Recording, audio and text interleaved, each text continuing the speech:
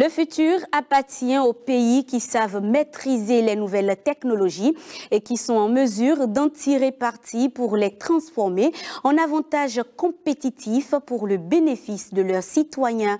Bonjour mes ultra love, toujours un plaisir de vous retrouver. On y va.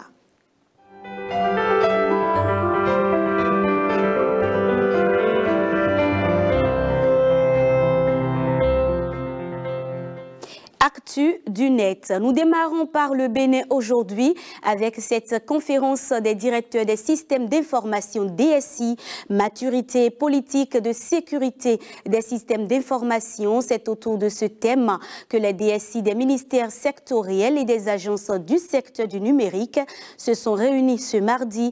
Occasion pour Serge Adjovi, directeur général de l'Agence des services et systèmes d'information ASSI, de rappeler le bien fondé de cette rencontre statutaire entre le ministère du numérique et de la digitalisation et les DSI, une collaboration qui permet aux deux parties d'échanger sur les réalisations et investissements dans le secteur du numérique.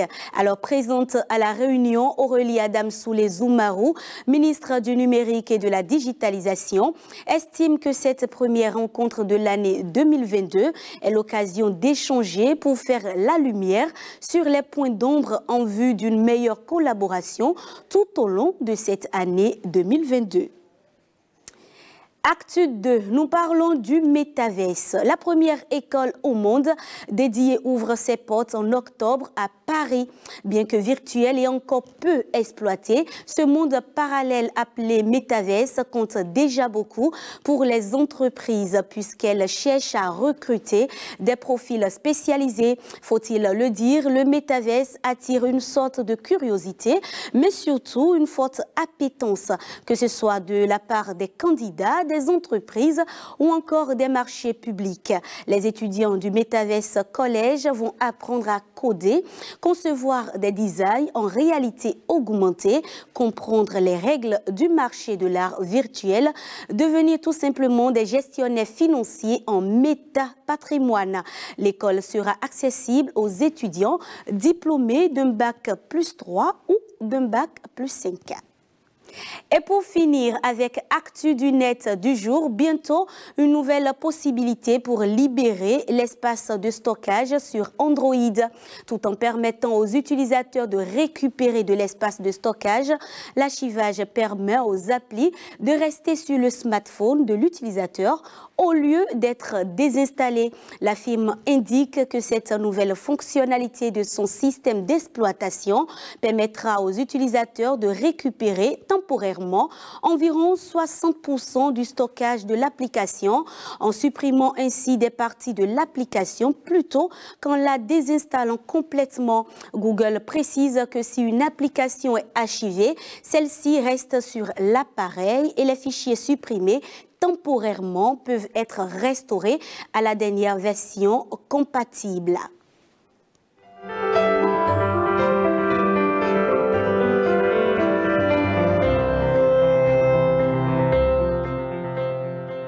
Dans la minute de l'expert du jour, je vous parle de Facebook. Il est très facile pour nous de créer juste un compte pour échanger avec nos amis sur les réseaux sociaux. Mais quand vous désirez professionnaliser votre compte Facebook, quelle est la procédure? On suit l'expert. Pour créer un compte professionnel Facebook, c'est simple. Il faudrait juste aller sur le réseau social Facebook, cliquer sur créer un compte. Quand vous cliquez directement sur créer un compte, ça vous affiche l'aperçu nom, prénom. C'est-à-dire vous allez nommer, donner les informations vous concernant, nom, prénom. Après avoir configuré ces paramètres, vous aurez la partie âge, à propos de votre âge, date de naissance et tout. C'est simple, configurer, c'est donner les informations correctes. Après avoir donné ces informations, il est primordial d'ajouter une photo de couverture parce que aujourd'hui, quand on vient sur un profil Facebook, et il n'y a pas une photo de couverture, c'est considéré comme si bon, ce profil-là n'est pas du tout un profil fiable. Parce que c'est la photo de votre profil qui attire d'abord l'internaute à vouloir cliquer, à vouloir en savoir plus sur votre profil. Donc, à part ça, il faudrait juste valider l'étape et on donne des informations. Vous allez modifier votre bio. Votre bio, il s'agira juste de donner des informations vous concernant. Si c'est un compte professionnel, comme moi, je suis tant, je fais tant, vous donnez ces détails-là sur le bio et vous cliquez valider. Aujourd'hui, il n'y a plus de fréquence de publication et ça. Aujourd'hui, il faudrait juste créer le contenu, créer l'audience et à chaque fois, parce qu'aujourd'hui, si tu ne crées pas du contenu, si tu n'amènes pas du contenu intéressant, c'est que ton compte, ta page va dormir.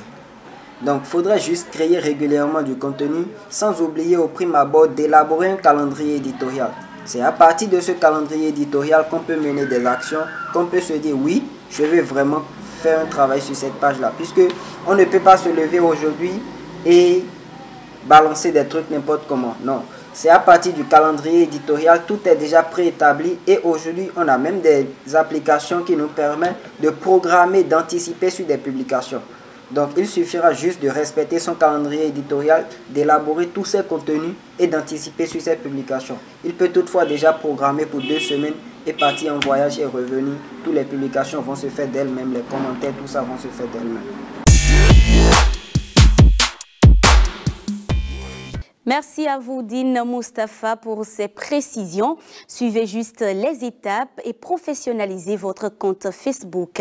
Place maintenant à l'innovation de la semaine.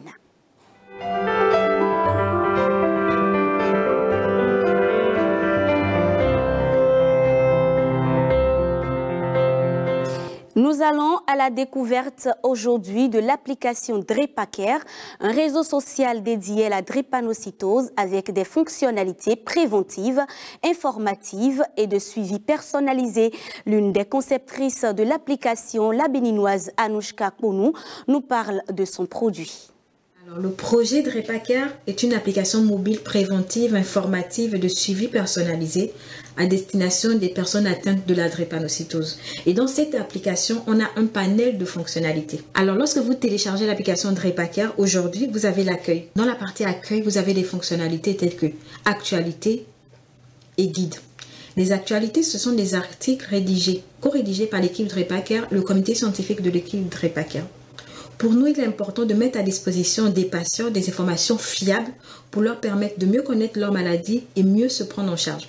Les guides, en fait, sont des documents rédigés soit par la Haute Autorité de la Santé, soit par des organismes publics et privés qui agissent dans le champ de la drépanocytose et qui rédigent des guides à destination des professionnels de la santé et des patients.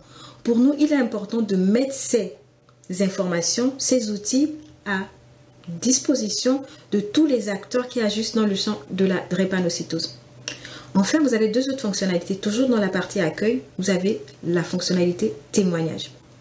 Dans la partie témoignage, en fait, ce sont des témoignages de patients qui vivent un peu partout dans le monde, que ce soit au Bénin, au Gabon, au Congo, en France, en fait.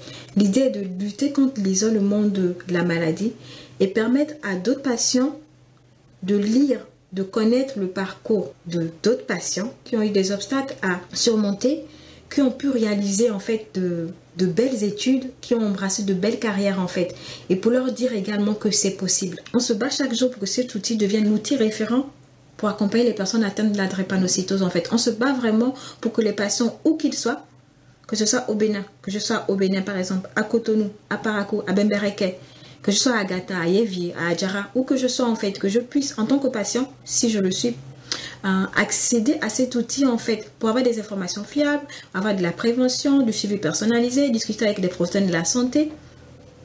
Il est toutefois important de rappeler que cet outil ne se substitue pas aux professionnels de la santé.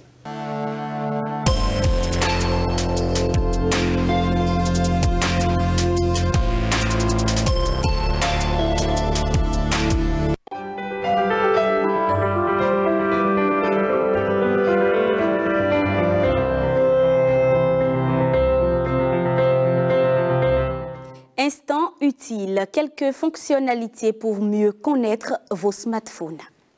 Ton téléphone a tendance à étouffer dans sa coque. C'est pourquoi il est parfois préférable de l'en sortir lorsqu'il surchauffe. La chaleur s'échappera alors librement par le corps du téléphone au lieu de s'accumuler dans la coque. Si tu veux prêter ton téléphone à quelqu'un mais que tu veux préserver la confidentialité de tes données personnelles, utilise le mode invité. Glisse 2 doigts de haut en bas et appuie sur l'icône d'utilisateur en haut à droite. L'icône « Ajouter un invité » apparaîtra. Tu pourras alors sélectionner les actions de ton choix qui resteront disponibles. Le code étoile 43 dièse active l'appel en attente. Il te tiendra informé de l'arrivée d'un deuxième coup de fil.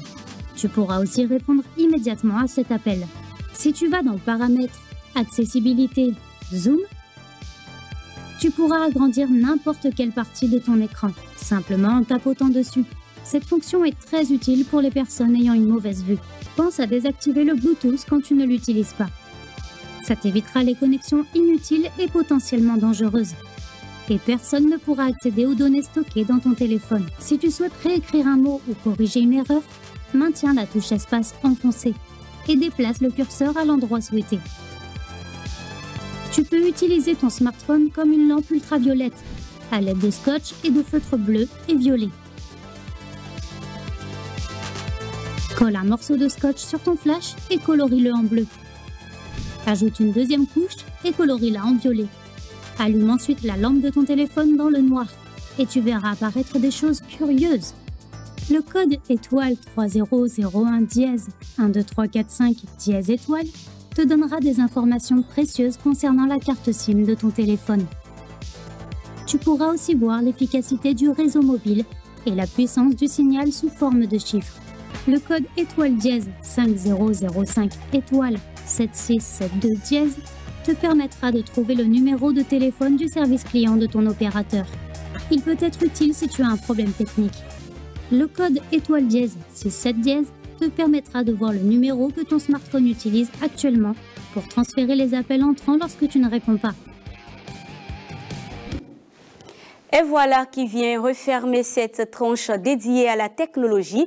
Merci pour la fidélité. À bientôt.